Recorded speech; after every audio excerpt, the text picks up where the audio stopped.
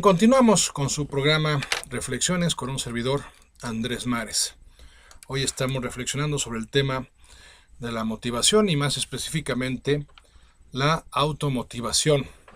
Y decíamos antes del corte que esencialmente esta puede efectivamente provenir de un nivel emocional, es decir, cuando nos sentimos inspirados, entusiastas, cuando nos nace hacer algo, bueno, es el estado habitual en el que solemos identificar la motivación. Pero también es cierto que pues no siempre tenemos esa experiencia emocional favorable que nos impulsa a la realización de algo por diversos factores y diversas realidades que forman parte de la complejidad del sistema emocional humano. Pero el hecho es que podemos aspirar a un nivel superior de motivación que tiene que ver con nuestra voluntad y nuestro nivel de conciencia, es decir, una motivación que esté inspirada o cimentada por nuestros valores y también que esté respaldada por nuestra fuerza de voluntad. Y mencionábamos justo antes del corte que la iniciativa y la creatividad son dos aspectos fundamentales del desarrollo de nuestra fuerza de voluntad. ¿Por qué? Porque la fuerza de voluntad es algo que solo podemos desarrollar si elegimos hacerlo. Y por eso la iniciativa es el primer ingrediente para su desarrollo. Ciertamente alguien nos puede forzar a hacer algo y además lo puede hacer de manera repetitiva, reiterada. Se nos puede estar obligando de diversas formas a la realización recurrente de algún tipo de tarea específica o para la asunción de algún tipo de actitud determinada, pero el hecho es que cuando me veo forzado a hacer algo, no estoy desarrollando fuerza de voluntad y por lo tanto no se está desarrollando necesariamente un hábito. Es por eso que en la educación de los hijos o en la formación de nuestros alumnos, pues no suele funcionar el que seamos insistentes sobre una cuestión, sobre todo a partir de los 7 años, porque pues ya hay mecanismos de defensa inconscientes en ellos que generan resistencia y por eso, aunque podamos pasarnos toda una década obligándolos a arreglar su cuarto o forzándolos a ser ordenados en cualquier otro aspecto de su vida, pues cuando empiezan a hacerse cargo de su vida y se van de la casa, pues luego nos descubrimos que en realidad no desarrollaron el hábito del orden. ¿Por qué? Porque no tuvieron la iniciativa para hacerlo. La iniciativa tiene que ver con esa capacidad y a la vez esa característica humana de iniciar algo por voluntad propia. Por eso mucho de la formación y mucho de la educación tiene que ver con nuestra capacidad para vender ideas, para vender planteamientos, para seducir intelectualmente a los demás en el buen sentido, de tal manera que puedan y por iniciativa asumir como suyos planteamientos que son de otras personas y que cobran la forma de una enseñanza o de algún otro tipo de aprendizaje, como pudiera ser el intuitivo, como pudiera ser el racional, o inclusive con respecto a la misma comunicación humana. Yo tengo que tener la iniciativa para poder escuchar a alguien. No se me puede obligar a escuchar a alguien. Yo necesito tener la iniciativa para poderme expresar de manera apropiada, de manera asertiva, de manera firme, de manera serena, dependiendo de cuál sea la situación de la que estemos hablando. Y el hecho es que la voluntad requiere primero de iniciativa. La voluntad no se desarrolla con la mera repetición de actos, sino con la decisión y determinación con la que los repetimos. Y por eso yo he de querer iniciar algo para que pueda aspirar a su desarrollo. No solo a su realización, sino a su desarrollo. Si no quiero hacerlo, no importa cuántas veces lo haga, no desarrollaré ni la aptitud, ni por supuesto la actitud que sean pertinentes respecto a la realización de esa tarea o de un principio o valor determinados. Entonces, iniciativa. La iniciativa también a su vez hace referencia a un sentido de responsabilidad. ¿Por qué? porque solo tiene iniciativa la persona que es responsable. La persona que no es responsable, pues no inicia nada, más bien se la pasa estorbando, obstruyendo, obstaculizando las iniciativas de otros. Y son las personas que no solo identificamos por su pasividad, sino que además las podemos claramente identificar por su alto grado de quejumbrez. Son personas que suelen estarse quejando, son personas que suelen estar haciendo énfasis en lo negativo, son personas que suelen poner el dedo en la llaga, en fin. Mientras que las personas con iniciativa pues se caracterizan porque hablan menos y actúan más. Están buscando formas de hacer realidad algo y no solamente se están conformando o resignando con lo que están experimentando en un momento dado en sus vidas. ¿Cualquiera puede tener iniciativa? Sí, mas no cualquiera la lleva a cabo. ¿Por qué? Porque no todo el mundo es responsable. Y esa responsabilidad a su vez pues proviene de cierto grado de conciencia, del desarrollo de conciencia. Por eso hay muchas personas irresponsables en nuestro mundo, porque muchas personas proceden de entornos familiares y académicos en los que ha habido muy poca responsabilidad. Digo, siempre hay excepciones a las reglas, pero lo habitual es que una persona que es responsable suele provenir de entornos en los que se vivió esa responsabilidad, y el más importante de todos esos entornos es el entorno familiar. Pero la verdad es que tristemente podemos constatar que en cada vez más hogares la responsabilidad es una virtud que brilla por su ausencia. Sabemos a padres irresponsables que por supuesto van formando a hijos irresponsables, o maestros irresponsables que dan pie a que sus alumnos también desarrollen la irresponsabilidad como un hábito, como una forma de proceder e inclusive como un modus vivendi, ¿verdad? Entonces la iniciativa es importante para aprender para lograr desarrollar nuestra voluntad, que hará posible la realización de nuestros valores, y en la medida en que vamos realizando nuestros valores nos vamos sintiendo motivados. Ojo, siempre y cuando sean valores que yo he seleccionado conscientemente. Porque también es cierto que muchos de los valores que viven muchas personas son valores heredados. Son valores importados de sus padres, de sus maestros, de sus padrinos, qué sé yo. Pero no son valores propios. Y no digo con esto, que quede bien claro, no se malinterprete, no estoy queriendo decir con esto que los valores que heredamos de suyo no sean buenos o no sean útiles. Lo que estoy subrayando es que hemos de hacerlos nuestros, hemos de personalizarlos. Es decir, si yo por educación familiar he desarrollado el hábito de la laboriosidad y entonces me esmero en hacer bien mi trabajo y en completarlo con altos niveles de excelencia, etcétera, etcétera, y sigo manteniendo ese valor, es porque en un momento dado hice un alto en mi vida y me puse a considerar y me confronté a mí mismo para decirme, a ver Andrés, ¿la laboriosidad es un hábito, es un valor que quieres seguir realizando? ¿O quieres darle prioridad a otros valores y hacer un poco más, más abajo, o darle menos importancia? A eso me refiero con personalizar los valores, hacerlos tuyos. No simplemente de manera inercial y automática, pues más o menos pregonarlos. ¿Por qué? Porque eran los mismos valores de tus padres y eran los mismos valores de tus abuelos y los de tus bisabuelos y tatarabuelos y así, generación tras generación. No. Los valores que ahorita estoy pregonando, y no solo pregonando, sino los valores en los cuales me estoy empeñando en hacer realidad, y ese empeño en hacerlo realidad es lo que mantiene alto mi nivel de motivación, son valores que yo elegí en un momento dado en mi vida. Yo los elegí, y ese es el primer gran acto de iniciativa en nuestras vidas. ¿Qué valores eliges hacer realidad en tu vida?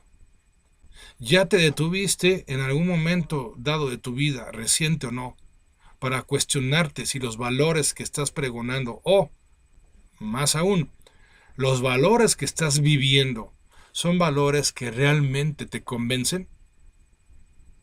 ¿O se trata de lo contrario, pues de una extensión inercial de lo que hacían tus antecesores, o de lo que hace la masa, la bola, la manada, como se dice, y entonces yo simplemente, pues porque quiero pertenecer de alguna manera a un cierto grupo de personas, pues hago lo que hacen ellas, sin cuestionarme si tiene sentido, si es estúpido o no, hacer realidad esos valores o no.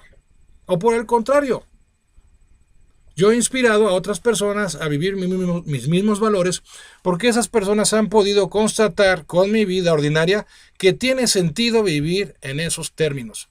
¿Por qué? Porque me suelen ver alegre, me suelen ver entusiasta, porque me suelen ver en paz. Y entonces se acercan y dicen, oye, ¿cómo le haces? ¿Cómo le haces para mantenerte así? Yo quiero ser así.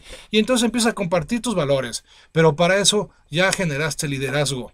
Y antes del corte, al iniciar este programa, esta reflexión, hablamos de la importancia que tiene que seamos líderes de nuestros niños y de nuestros jóvenes, pero también líderes de nuestros compañeros, de nuestra pareja, de cualquier persona que se cruce en nuestras vidas. Y ese liderazgo solo se puede ejercer cuando te conviertes en un modelo a seguir.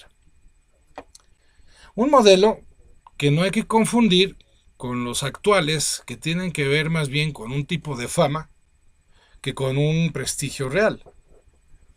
No me refiero a esos modelos que lo son, entre comillas, por su aspecto físico, o que lo son por su nivel de éxito monetario, o que lo son por sus récords deportivos, o sus álbumes vendidos. No, me refiero a ese modelo de vida que en el fondo todos esperamos encontrar en las personas más cercanas a nosotros y que son modelos de paz y de alegría. ¿Y por qué de paz y de alegría? Porque estamos hablando de las dos experiencias más escasas en nuestros días. Primero, la alegría, ¿no? Realmente, pues, la alegría cada vez se está volviendo como experiencia más dependiente pues de ciertos estimulantes, por decirlo de una manera decente, en donde si yo no estoy tomando, o no estoy fumando, o no estoy tragando, o no estoy haciendo otro tipo de verbos que conjugo y que me dan mucho placer, entonces no estoy alegre. Pues sí, pero qué triste, porque entonces estamos hablando de un tipo de alegría, vamos a decirlo así, animal. Qué triste que yo necesite de algún tipo de estímulo o estimulante para estar alegre. Entonces, la alegría pues brilla por su ausencia y basta con asomarnos en nuestras calles, en la oficina, en todos lados y ver cuántas jetas andan deambulando por todos lados, ¿no? Yo le llamo el síndrome de la jeta. Cuántas personas andan jetonas a nuestro alrededor y pues cuéntalas un día y me dirás si no es cierto que la alegría es una de las grandes experiencias escasas de nuestros días. Por otro lado, la paz. ¿Cuántas personas conocemos que suelen mantenerse tranquilas, sobre todo y en especial cuando las cosas se tornan más desafiantes, más problemáticas, más complicadas? ¿Cuántas personas conoces que puedan mantenerse serenas ante esas circunstancias, pero también en cualquier circunstancia, y que se caracterizan por esa paz que nos relaja, por esa paz que inclusive nos descansa cuando estamos con esas personas? Bueno, pues de ahí la importancia de que asumamos con iniciativa el que los valores que hemos elegido sean valores que hemos auténticamente personalizado, es decir, que hemos hecho nuestros por convicción, no por mera transición o transmisión verbal de nuestras generaciones predecesoras. Entonces la cuestión de la iniciativa tiene que ver precisamente con ese acostumbrarnos a emprender e iniciar todo lo que haga falta para hacer realidad nuestros valores, porque ese es otro punto. Hay que aterrizar los valores y convertirlos en tareas específicas. Insisto, si yo afirmo que mi familia es uno de mis grandes valores, entonces se tiene que ver reflejado en mi agenda. La realización de los valores, de alguna forma o de otra, se ve reflejado en la agenda de una persona. ¿Por qué? Porque si afirmo que mi familia es algo importante para mí y no le dedico tiempo a mi familia, pues no es cierto que sea un valor real. Si tú ves mi agenda y ves que en mi agenda una buena parte está destinada al juego, a la socialité, al trabajo, pero no a la familia, pues tendrás claro que uno de mis grandes valores es el juego, o es la socialité, o es el trabajo, más no la familia. Y entonces viene la creatividad como el segundo gran componente para el desarrollo de nuestra fuerza de voluntad. ¿Por qué? Porque se requiere ser creativos, ingeniosos, para poder traducir a tareas específicas valores concretos. Si yo afirmo, por ejemplo, que uno de mis grandes valores es la autenticidad, pues tengo que encontrar la forma de llevar a la práctica el valor de la autenticidad en mi vida ordinaria. Y entonces, a lo mejor concreto, creativamente, que una manera de hacer realidad la autenticidad en mi vida tiene que ver con que continuamente me estoy proponiendo decir la verdad, no decir mentiras. Y si por alguna razón no puedo decir la verdad, porque podría implicar una falta de caridad o porque podría generar una situación muy comprometedora en un momento dado, pues entonces opto por no decir nada. Pero si yo asumo el compromiso de decir siempre la verdad, y si no puedo decirla, no decir una mentira, entonces es una forma práctica, concreta, de hacer realidad el valor de la autenticidad. Si yo quiero hacer realidad el valor de la puntualidad, bueno, pues tengo que ser creativo para encontrar formas de acordarme en qué momento tengo que terminar con una actividad para empezar a dedicarme o dirigirme hacia la otra actividad. Y entonces a lo mejor me compro un reloj con alarma y va a sonar cada hora para acordarme que ya tengo que terminar una actividad y comenzar otra. O a lo mejor pongo un post-it en mi coche para que me recuerde qué es lo siguiente que tengo que hacer. En fin, la creatividad no solo tiene que ver con construcciones o obras de arte. O sea, la creatividad tiene que ver precisamente con nuestra forma o capacidad de ingenio a través de la cual vamos encontrando formas de hacer realidad valores abstractos. Y entonces, si un valor para mí es la salud, entonces voy a buscar creativamente formas de mejorar mi salud, al menos en aquellos aspectos en los que mi salud no es tan fuerte, ¿verdad? O tan contundente.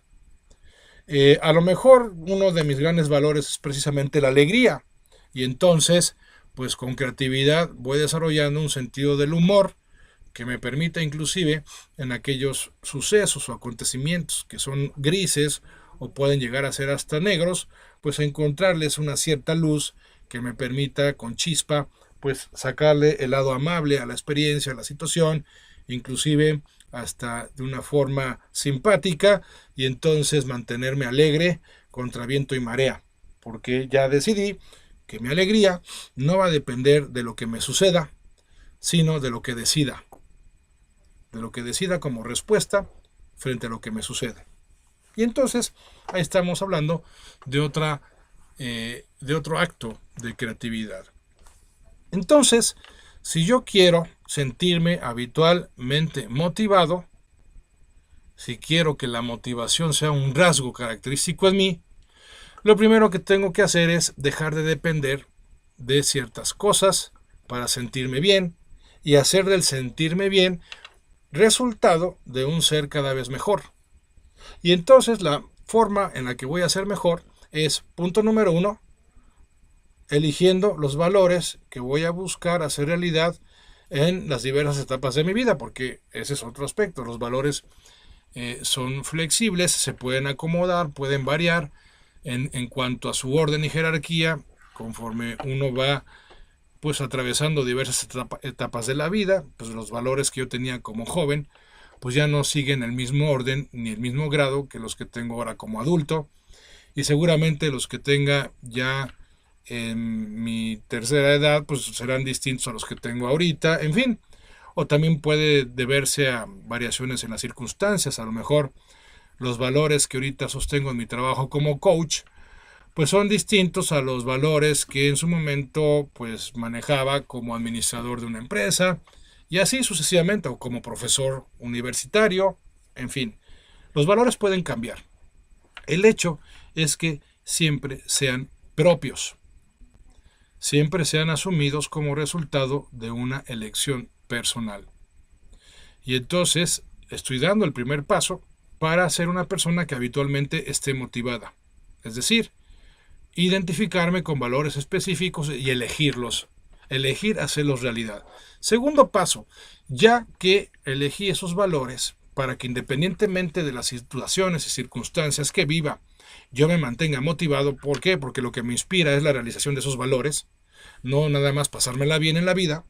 Entonces el siguiente paso es, con creatividad, con iniciativa, traducirlos a tareas específicas, a actitudes específicas, a posturas específicas ante situaciones específicas en mi vida.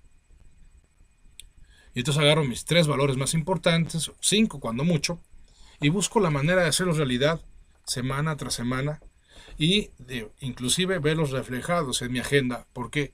Porque los voy a hacer realidad a través de ciertas actividades.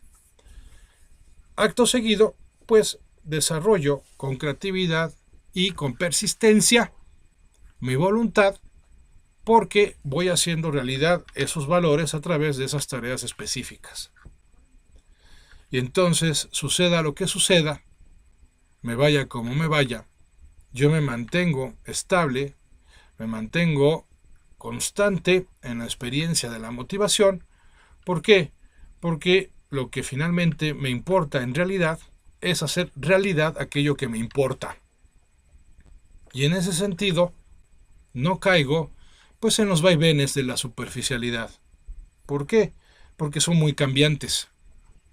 Porque muchas cosas de las que suceden en nuestra vida ordinaria no dependen directamente de lo que hacemos o dejamos de hacer. Por supuesto que varias sí, pero muchas de ellas no, y por eso a veces pues nos va mejor en cierto sentido que otras. Y por eso no puedo estarle apostando a cómo me vaya para sentirme motivado y mucho menos para sentirme bien, sino que tengo que apostarle a cómo sea yo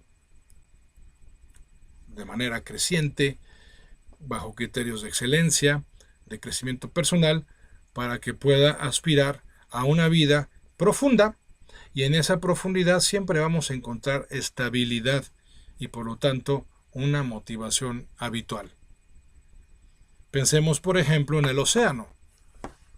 En el océano, si nos quedamos a contemplar su superficie, pues notaremos que el océano, en la superficie, a veces estará tranquilo, a veces más o menos con movimiento de ciertas olas y corrientes marítimas, a veces estará verdaderamente alebrestado porque hay una tormenta, tal vez un huracán. O sea, la superficie del océano siempre es cambiante. ¿Por qué? Porque depende de las condiciones climatológicas. Pero en el fondo, el mar siempre está tranquilo. En el fondo suele estar en paz. En el fondo todo está bien. Y esa es la premisa de la verdadera motivación. Mantenerse en el fondo profundamente estables. Estabilidad que se mantiene por nuestra determinación de que independientemente de las condiciones climatológicas de nuestro entorno, de nuestra vida ordinaria, nosotros nos mantenemos en la línea de seguir haciendo esas tareas que están asociadas a nuestros valores lo mejor posible, inclusive aquellas tareas que no me gusten, buscar hacerlas con gusto, porque eso es propio de un ser que tiene iniciativa y creatividad y que las ejecuta, las desarrolla, más allá de lo circunstancial, porque estamos demasiado programados o acostumbrados a medir nuestra experiencia de vida en función de cómo nos vamos sintiendo ante cada evento y circunstancia que enfrentamos cotidianamente. Pero como también ya lo consideramos en una reflexión sobre las emociones a finales del año pasado, hay que tener mucho cuidado con el origen de lo emocional. ¿Por qué? Porque hay cosas que sí dependen de mi imaginación o de mi memoria, es decir, dependen de algo que yo estoy creando internamente, o hay emociones que dependen de situaciones objetivas y reales que cuando me hacen sentir mal están exigiendo de mí un cambio, y cuando me hacen sentir bien me están indicando que estoy yendo por la línea adecuada a mi naturaleza. Por eso, el tema de la motivación es un tema que hemos de contemplar desde la perspectiva de la naturaleza humana, no desde la cultura del bienestar de la que todos formamos más o menos parte. Porque la cultura del bienestar nos vende una motivación que tiene que ver con lo emocional, tiene que ver con lo impulsivo. Y lo emocional que se origina de lo impulsivo generalmente está fuera de nuestro alcance y generalmente depende de ciertas situaciones y de ciertas circunstancias que se presenten en determinado momento. En cambio, aquellas emociones que puedo generar como consecuencia de la realización de mis valores tienden a ser estables y tienden a ser permanentes, aunque suele ser, por cierto, que al inicio tenga que realizarlas sin el respaldo de emociones positivas como pudieran ser el entusiasmo o como pudieran ser las ganas, como genéricamente le describimos. En otras palabras, y como lo planteara el Dr. David Burns, uno de los máximos ponentes de la terapia cognitiva, la trampa de la motivación consiste en pensar que primero me tengo que sentir bien para hacer algo bueno, cuando en realidad es exactamente a la inversa. Primero tengo que decidirme a hacer algo bueno para terminar sintiéndome bien. Esa es la naturaleza real de la motivación en su nivel más profundo y permanente. Cuando me dispongo a hacer lo bueno, a hacer lo valioso, a hacer lo que tiene sentido en mi vida, con independencia de cómo me sienta. Simplemente porque he captado con nitidez a través de mi conciencia que tiene sentido hacerlo realidad, que tiene valor en sí mismo y no necesariamente para mí mismo en un momento dado. Cuando yo busco hacer realidad lo que tiene valor en sí mismo, inclusive por encima de lo que puede tener valor para mí mismo, entonces estoy logrando la motivación en su nivel más profundo. Pues es así como terminamos una reflexión más, queridas amigas, amigos míos. Gracias como siempre por su interés y por acompañarme con estas reflexiones. Hasta aquí hemos llegado el día de hoy. Yo soy Andrés Mares y este es tu tiempo y tu espacio para el cambio. Gracias y hasta la próxima.